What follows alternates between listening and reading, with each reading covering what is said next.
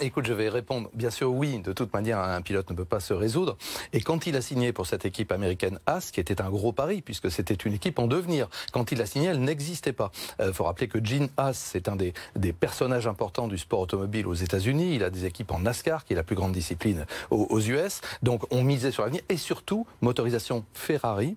Et effectivement, Romain, à ce moment-là, rêvait peut-être d'accéder à la Scuderia Ferrari. Soyons clairs, aujourd'hui, il y a une chance sur 1000 pour que ça se produise. Pourquoi? Eh bien, parce qu'il y a de jeunes pilotes qui arrivent naturellement sur le marché. On parle beaucoup de Charles Leclerc en ce moment. Vous le savez, il vient d'être titré en Formule. Il est tout jeune, il a 19 ans. Il est monégasque. Donc, il est vraiment... Il y a beaucoup de très jeunes pilotes maintenant. Mais il a encore l'ambition, Romain Grosjean, ou pas? Oui, ben, je crois qu'on ne peut pas faire de la Formule 1 ou faire un sport à très haut niveau si on n'a pas toujours l'ambition. Il fait le mieux qu'il peut avec le matériel dont il dispose. Faut rappeler on dit ça tous les ans, j'ai l'impression, Jean-Luc. Oui, mais écoute, tu sais, c'est un petit peu comme le train. Il s'arrête une fois devant chez toi. Et là, il n'a pas pris.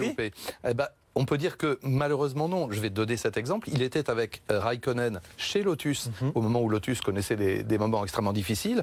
Et Raikkonen est parvenu, lui, à marquer des Grands Prix et à gagner des Grands Prix. Il avait été champion du monde chez Ferrari. Celui qu'on a fait monter chez Ferrari, c'était Raikko, bien sûr, et ça n'était pas Romain. Alors, on se souvient que Romain avait eu des débuts un petit peu débridés, on va dire, on va pas toujours lui rappeler ça, mais c'est vrai, où il y avait eu notamment cet accident des petit grain de folie parfois sur les circuits. Voilà. Alors, on peut pas reprocher non plus à un pilote d'être fougueux, d'être enthousiaste, d'y aller vraiment, parce que c'est ça qu'on reproche à certains qui gèrent un petit peu trop leur course. Lui ne la gérait pas. Il a remis ça en perspective. Maintenant, il se bat avec son équipier, Magnussen, qui est plus jeune que lui, qui a 25 ans. Donc, il est de son niveau, sans problème. Maintenant, j'espère que le train s'arrêtera une deuxième fois. On l'espère. Il est jeune encore, il a 31 ans. Merci beaucoup, Jean-Luc Roy.